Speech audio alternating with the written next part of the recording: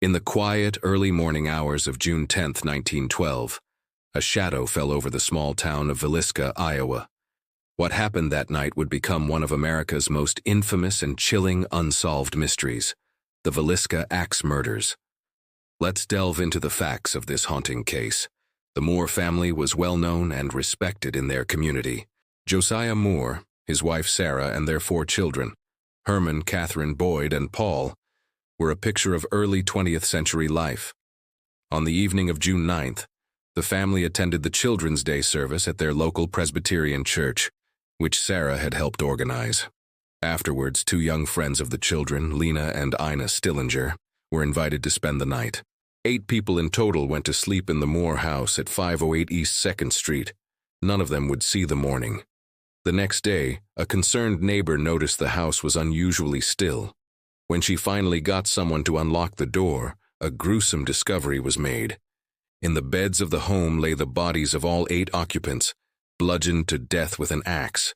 The victims included Josiah and Sarah Moore, their 4 children, and the 2 Stillinger sisters. The youngest victim, Paul Moore, was only 5 years old. The crime scene was bizarre and unsettling.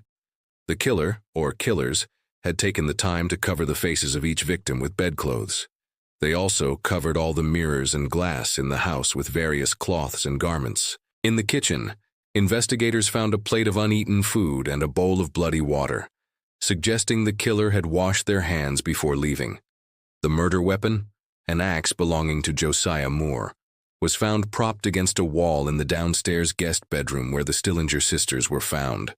A slab of bacon was also found near the axe, adding another strange layer to the mystery. The doors were locked from the inside, and the windows were all shut, leaving investigators puzzled as to how the perpetrator entered and exited the house.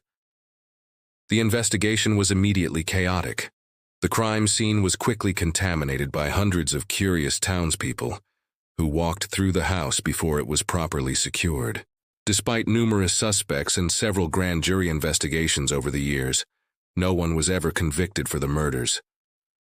One of the primary suspects was a man named Frank F. Jones, a prominent state senator, and Josiah Moore's business rival. Another was Reverend George Kelly, a traveling minister who was in town that night and reportedly confessed to the crime while on a train, although he later recanted. Another theory pointed to a possible serial killer, William Mansfield, who was suspected in similar axe murders in other states. But despite inquests and even a trial, the evidence was never strong enough to secure a conviction. Over a century later, the Villisca Axe Murders remain unsolved. The lack of forensic technology at the time, combined with a contaminated crime scene, left a cold trail. Today, the house still stands in Villisca, a silent monument to the tragedy that occurred within its walls. It serves as a stark reminder of a dark night in American history when an entire family and their young guests were lost, and justice was never found. What do you think happened that night in 1912? Let me know your theories in the comments below. Thanks for watching, and if you're interested in more historical mysteries, don't forget to like and subscribe for more content.